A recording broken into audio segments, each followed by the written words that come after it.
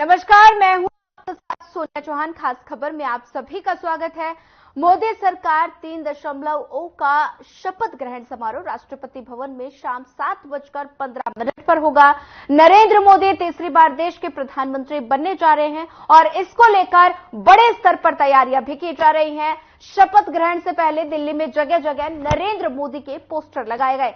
शपथ से पहले सुबह नरेंद्र मोदी बापू की समाधि राजघाट पहुंचे और साथ ही महात्मा गांधी को श्रद्धांजलि दी गई और इसके बाद पीएम मोदी सदैव अटल पहुंचकर अटल बिहारी वाजपेयी को भी श्रद्धांजलि उन्होंने अर्पित की।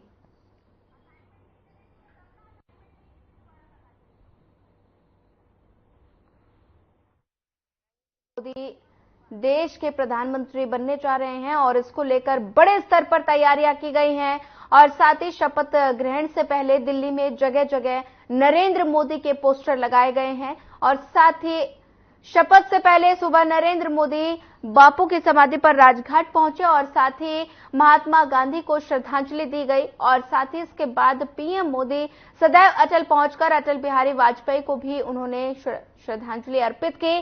शपथ ग्रहण कार्यक्रम के लिए कांग्रेस अध्यक्ष मल्लिकार्जुन खड़गे को न्योता मिला और साथ ही हालांकि कांग्रेस शपथ में ग्रहण समारोह में शामिल नहीं होगी और इस पर भी फैसला गठबंधन सहयोगी से चर्चा करने के बाद लिया जाएगा।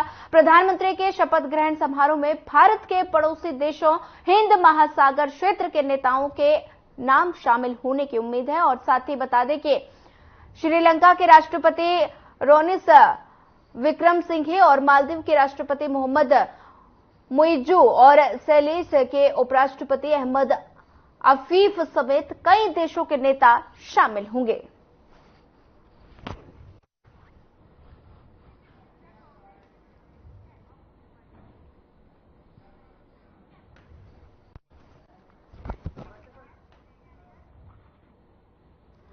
बता दें कि नरेंद्र मोदी का आज शपथ ग्रहण समारोह होगा। आज एनडीए के लिए सबसे बड़ा दिन है और साथ ही तीसरी बार पीएम मोदी की शपथ लेंगे नरेंद्र मोदी और इसी पर चर्चा करने के लिए हमारे साथ हमारे संवाददाता मोनू पांचाल हमारे साथ फरीदाबाद से जुड़ गए हैं। नीरज गुप्ता जी हमारे साथ कांग्रेस प्रवक्ता हमारे साथ जुड़ गए हैं और साथ ही बीजेपी प्रवक्ता राजबीर रोहिला हमारे साथ जुड़ गए हैं। आप सभी का सबसे पहले तो हमारे साथ चर्चा में जुड़ने के लिए आप सभी का स्वागत है। सबसे पहले रुख करना चाहूंगी हमारे संवाददाता मोनू पांचाल का। मोनू पांचाल, मोदी सरकार का आज शपथ ग्रहण समारोह है, कार्यक्रम को लेकर क्या कुछ ज्यादा जानकारी एक बार अपडेट दे दीजिए। सोनिया, देखिए जिस तरीके से देखा जाए तो आज जो है वो केंद्र की जितने भी जो सांसद है यानी कि बात की जाए तो जो भारत के जो प्रधानमंत्री नरेंद्र मोदी है वो आज जो शपथ लेंगे और शपथ के साथ साथ अपने मंडल जो मंडल में जो जितने भी आज सांसद है वो भी जो है यहाँ पर शपथ लेंगे। जिस तरीके से देखा जाए तो तमाम तरीके से यहाँ पर तैयारियां हैं और कुछ देर बाद जो है वो यहाँ पर शपथ ली जाएगी और जिस तरीके से देखा जाए तो तमाम तरीके से पूरे जो देखा जाए तो जितने भी सांसद है वो जो है वो पहुंच चुके हैं और कहीं ना कहीं जिस तरीके से देखा जाए तो लगातार जो है वो देश के प्रधानमंत्री नरेंद्र मोदी जो है वो शपथ जरूर लेंगे। लेकिन इसके साथ साथ देखा जाए तो आखिरकार कौन मंत्रिमंडल में जो है वो रहेंगे और किस तरीके से मंत्रिमंडल के चलते जो है कौन जो है वो शपथ लेंगे। तो इस तरीके से यहाँ पर जो है वो लोगों की नजरें जरूर बनी हुई है कि किस तरीके से देखा जाए तो सबसे ज्यादा हरियाणा की बात की जाए तो हरियाणा में जिस तरीके से देखा जाए तो दो जो है वो कहीं ना कहीं प्रत्याशी जो है वो अच्छे अंकों से जो है वो मतों से जो है वो यहाँ पर जीत हासिल करिए, चाहे वो पूर्व मुख्यमंत्री मनोहर लाल की बात की जाए, चाहे वो हरियाणा में जो है वो तीसरी बार जो है हैट्रिक लगाने वाले कृष्णपाल गुर्जर की बात की जाए, वो भी लाखों मतों से जो है ऊपर जो है वो जीत हासिल करिए। तो तमाम तरीके से देखा जाए तो पूरी तरीके से जो हरियाणा के मंत्रिमंडल को लेकर के यहाँ पर जो है वो कहीं ना कहीं नजरें बनी हुई है कि किस तरीके से जो है वो केंद्र में जो है जिम्मेवारी मिलती है, किस तरीके से कौन सा विभाग जो है उन लोगों को मिलता है। तो इस तरीके की जो पूरी तरीके से यहाँ पर देखा जाए तो कहीं ना कहीं वो नजरें जो है वो यहाँ पर बनाए हुए हैं और साथ साथ देखा जाए तो कहीं ना कहीं देशवासी जो है वो भी यहाँ पर नजरें बनाए हुए हैं कि क्योंकि देश के प्रधानमंत्री जो है तीसरी बार जो है देश के प्रधानमंत्री बनेंगे, शपथ लेंगे। तो इसको लेकर के भी यहाँ पे काफी जो है वो लोगों में कहीं ना कहीं लोगों में उत्साह देखा जा रहा है। उसके साथ साथ कार्यकर्ताओं में भी काफी उत्साह देखा जा रहा है क्योंकि लोग जो है वो कहीं ना कहीं टीवी पर नजर बनाए हुए हैं कि आखिरकार कब शपथ लेंगे और किस तरीके से कौन कौन मंत्रिमंडल में जो है वो कौन कौन मंत्री आते हैं, किस किस को जिम्मेवारी यहाँ पर दी जाती है। तो इस तरीके से यहाँ पर नजरें बनाए हुए हैं। जी सोनिया। ठीक है मोनू, हमारे साथ लगातार बने रहिए। रुक कर लेते हूँ भारतीय जनता पार्टी से प्रवक्ता हमारे साथ जुड़ गए हैं, रोहिला जी। रोहिला जी, क्या लगता है कि आज भारतीय जनता पार्टी एनडीए के लिए सबसे बड़ा दिन है? प्रधानमंत्री तीसरी बार नरेंद्र मोदी शपथ लेने वाले हैं। क्या लगता है कि हरियाणा में मंत्रिमंडल में कितने लोगों को जगह मिल सकती है अगर हरियाणा की बात की जाए तो? जी नमस्ते, आपके दर्शकों को मेरी राम राम, प्रवक्ता भाई को भी मेरी राम राम। भारतीय जनता पार्टी और एनडीए के लिए आज ये ऐतिहासिक दिन है, क्योंकि गैर कांग्रेसी सरकार में तीसरी बार कोई प्रधानमंत्री शपथ लेगा। ये एक ऐतिहासिक दिन है आज हर कार्यकर्ता के लिए, जिसने आज तक संघर्ष किया, और ये संघर्ष की आज ये हमारा दिख रहा है कि हम तीसरी बार सरकार बनाने जा रहे हैं एनडीए के साथ। एक बात। दूसरी बात, प्रधानमंत्री जी आज सुबह अटल जी के समाधि स्थल पर गए, बापू जी के समाधि स्थल पर गए, वहां से आशीर्वाद लिया, और आज 7:15 पर शपथ ग्रहण समारोह हो जाएगा। उससे पहले मंत्रिमंडल के लिए जो नाम निश्चित किए हैं प्रधानमंत्री जी ने, क्योंकि ये उनका विशेषाधिकार है, उनको 11 बजे चाय पे बुलाया है। तो मुझे लगता है हरियाणा की भागीदारी बेहतरीन रहने वाली है, और हम एक कार्यकर्ता के नाते और हरियाणा के नागरिक के नाते हम तो चाहेंगे कि ज्यादा से ज्यादा भागीदारी हमारी एनडीए सरकार में रहे। ठीक है रोहिला जी, बने रहिए हमारे साथ। रुक कर लेते हैं कांग्रेस प्रवक्ता का नीरज गुप्ता जी। एनडीए की सरकार तीसरी बार शपथ लेने जा रही है और साथ ही हरियाणा गठबंधन ने सरकार बनाने की कोशिश क्यों नहीं की? क्या वजह निकलकर सामने आ रही है? देखिए, ये बात ठीक है, एनडीए की सरकार बन रही है। इन्होंने ये तो माना कि एनडीए की सरकार बन रही है। हर बार तो इससे पहले 2 सरकारें बनी है, हमेशा बीजेपी ने, मोदी साहब ने बोला BJP Modi guarantee, Modi guarantee. आज पहली बार है तीसरे कैबिनेट में देख रहा हूँ कहीं मोदी जी ने अपना नाम लिया, ना बीजेपी के नाम लिया।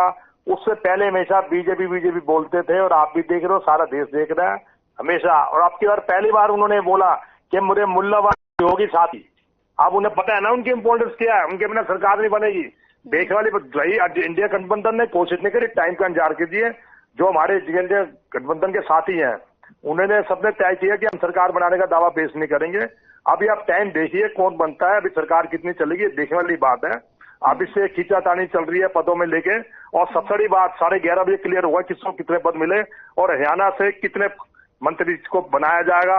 अभी मैं टीवी देख रहा था, राव इंद्रजीत सिंह का नाम पहले फाइनल बता रहे हैं कि उनको सूत्र से फोन आया। किशन पाल जी के लिए भी कोई अच्छी खबर नहीं है, लेकिन मैं तो हरियाणा निवासी होने के कारण ये चाहूंगा कि हरियाणा को सबसे ज्यादा प्रतिनिधित्व मिले, जो कि हरियाणा के लिए गौरव की बात होगी। ठीक है रोहिला जी, आपने सुना अभी कांग्रेस प्रवक्ता को, नीरज गुप्ता जी को। नीरज गुप्ता ने कहा है कि जो पदों को लेकर वो बहुत ज्यादा खींचतान चल रही है, और साथ ही इस पर क्या प्रतिक्रिया, क्या कहेंगे?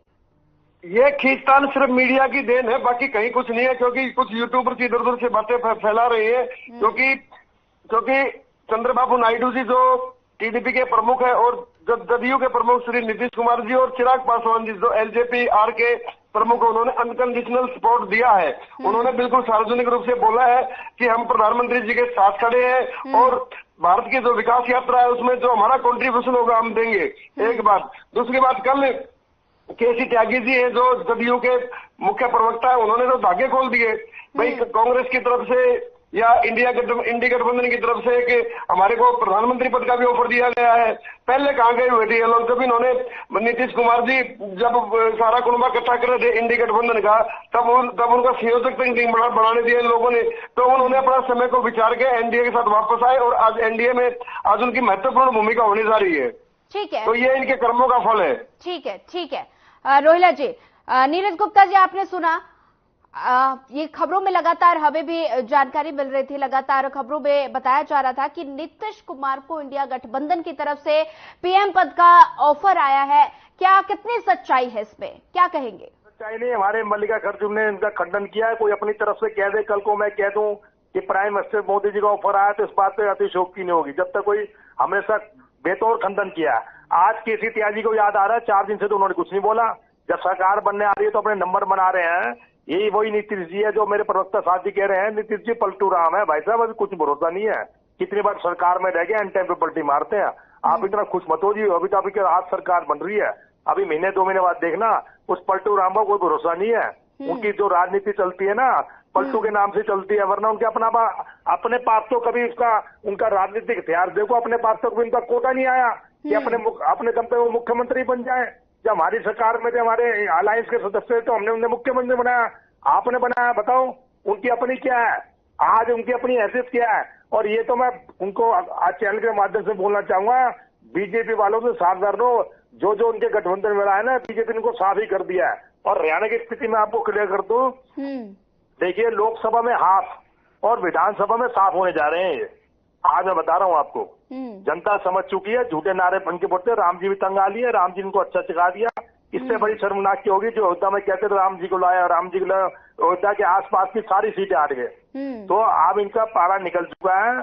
जनता भी चाहती है, हमें राम के नाम पे कुछ नहीं, राम को सब मानते हैं, हमें विकास चाहिए, रोजगार चाहिए।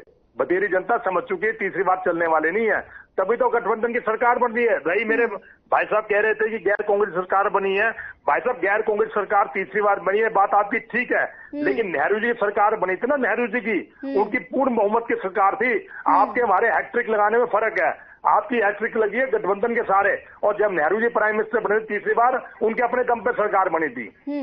ठीक है, ठीक है गुप्ता जी, इसी पर जवाब ले लेते हैं। रोहिला जी, आपने सुना तमाम तरह के विपक्ष की ओर से आरोप लगाए जा रहे हैं। वहीं अगर एन फैक्टर की बात की जाए, नीतीश का नाम सबसे ज्यादा, कि नीतीश जो है वो सबसे बड़े पलटू राम है, उनका कोई भरोसा नहीं है कि वो कब पलट जाएं। तमाम तरह के आरोप लगाए जा रहे हैं और साथ ही कहा है कि जो गठबंधन की सरकार जो ये बनी है, झूठ की राजनीति की है, झूठ के मुद्दों पर ही चुनाव लड़ा गया है। इस पर क्या कहेंगे?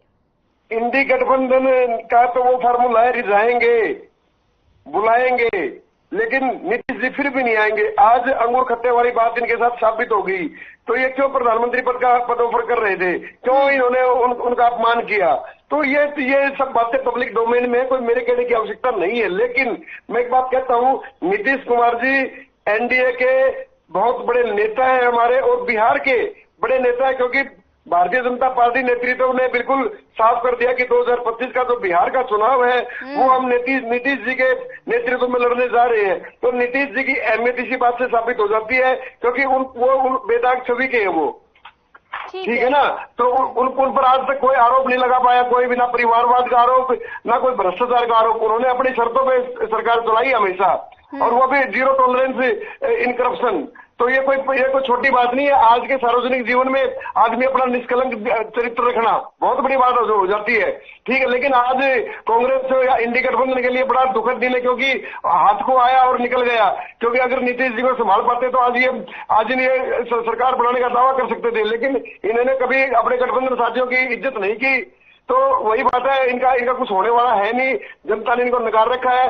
10 साल में ये लोग जो कांग्रेस के मेरे साथी है 99 पे आउट हो गए, ठीक है ना। ये 100 तक भी नहीं पहुंच पाए, जबकि भारतीय जनता पार्टी 10 साल सत्ता में रहने के बाद आज सबसे बड़ा दल है भारत में लोकतांत्रिक तरीके से, जिसके 240 MP जीत के आए हैं, ठीक है ना। तो ये इनका अंगूर खट्टे वाली भाषा है, इनका कुछ होने वाला नहीं है। ठीक है, ठीक है, रोहिला जी बने रहिए हमारे साथ। रुक करना चाहूंगे, हमारे संवाददाता भी काफी समय से हमारे साथ बने हुए हैं। मोनू, हरियाणा से क्या कुछ ज्यादा जानकारी निकलकर सामने आ रही है, किस किस को मंत्रिमंडल में जगह मिल सकती है?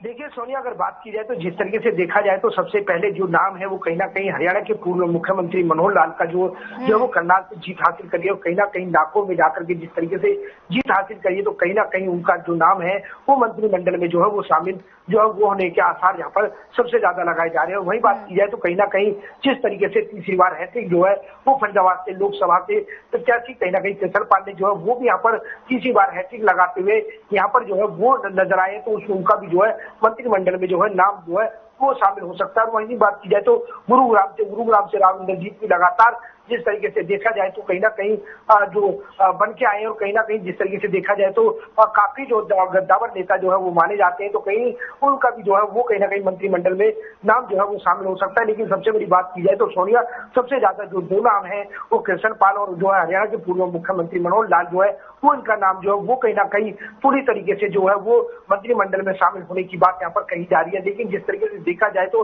लगातार जो है वो तमाम जो नेता हैं जो जीते हैं, तो कहीं ना कहीं जिस तरीके से देखा जाए तो कहीं ना कहीं कांग्रेस ने जो हरियाणा में जो है वो तमाम तरीके से जो यहाँ पर लोकसभा में पूरी तरीके से बराबरी की टक्कर यहाँ पर देखती हुई नजर आई, क्योंकि देखा जाए तो 5 सीट जो है वो कहीं ना कहीं कांग्रेस की और 5 सीट जो है वो बीजेपी की है। लेकिन जीत की बात की जाए तो वो सबसे ज्यादा जो है बीजेपी के खेमे की बात की जाए तो कहीं ना कहीं जो फरीदाबाद के लोकसभा के प्रत्याशी केशवपाल गुर्जर है जो 1,80,000 के यहाँ पर जीत हासिल करी है। तो वही बात की जाए तो करनाल में जिस तरीके से हरियाणा के पूर्व मुख्यमंत्री मनोहर लाल ने भी ठीक है मोनू किस तरह से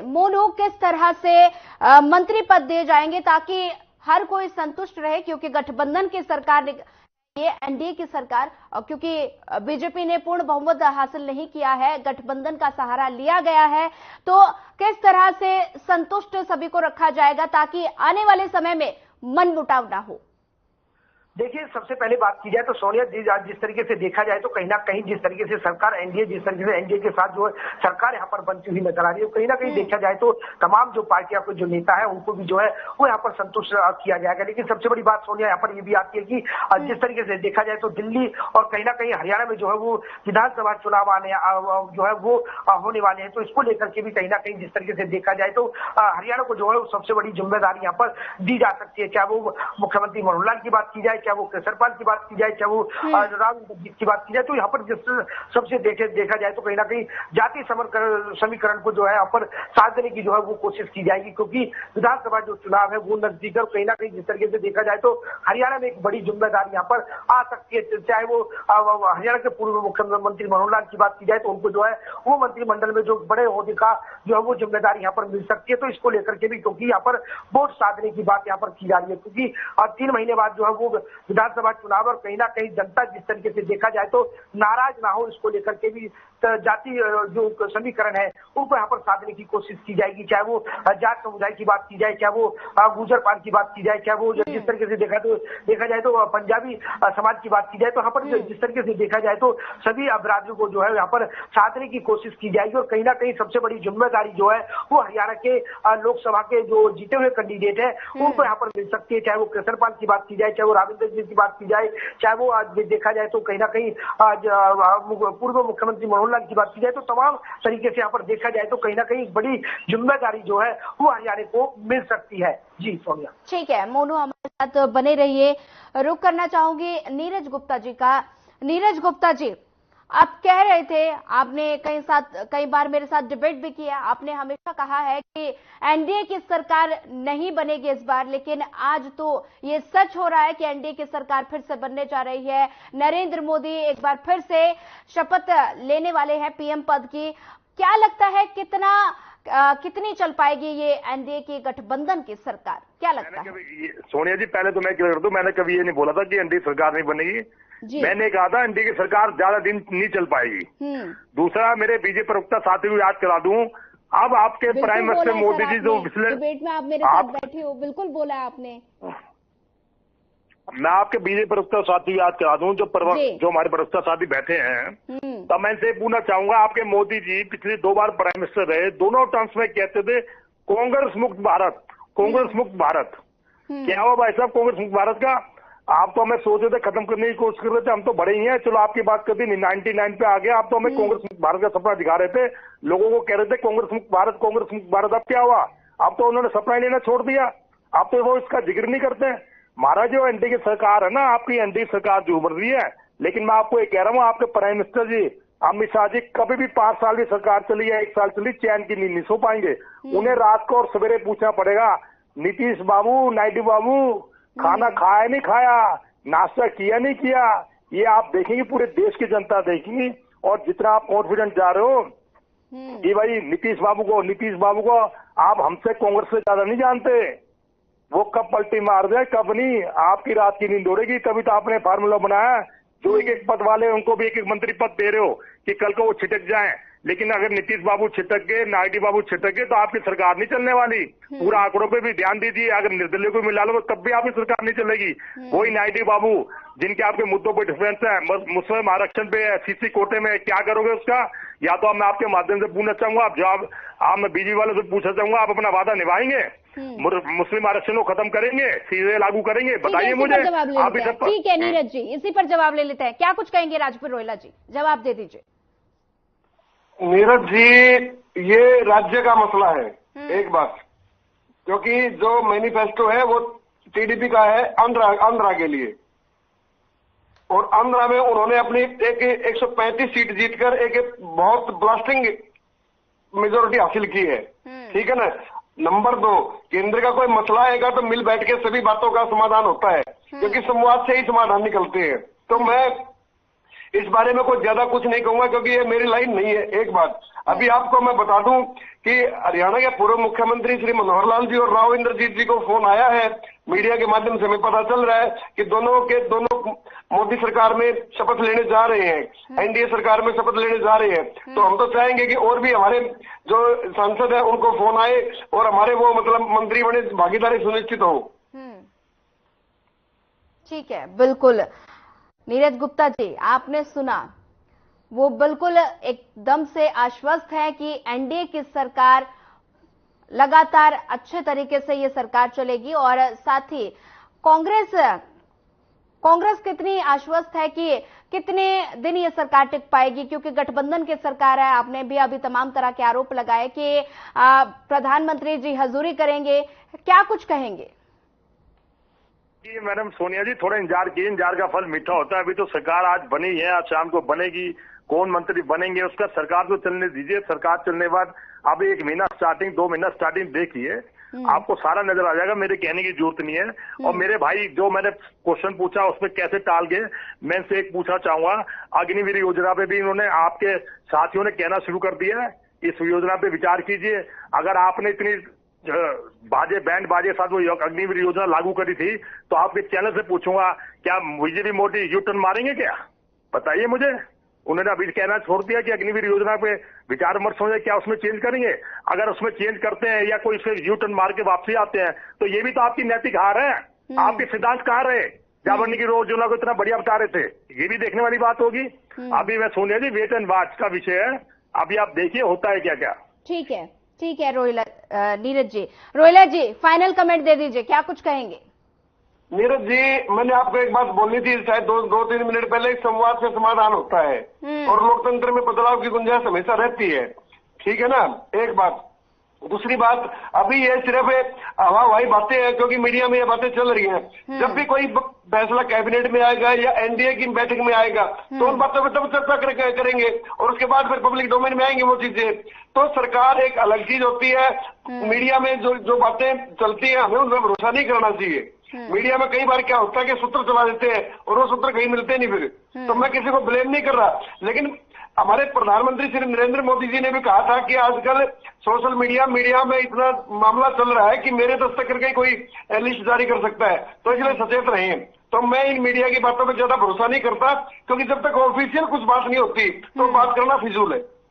ठीक है, राजवीर रोहिला जी, हमारे साथ जुड़ने के लिए आपका धन्यवाद, और साथ ही हमारे साथ नीरज गुप्ता जी, कांग्रेस प्रवक्ता बने हुए थे, आपका भी धन्यवाद। मोनू पांचाल हमारे संवाददाता हमारे साथ बने हुए थे, आपका भी धन्यवाद। लगातार आज भारतीय जनता पार्टी एनडीए के लिए बहुत ही खास दिन है, ऐतिहासिक दिन है।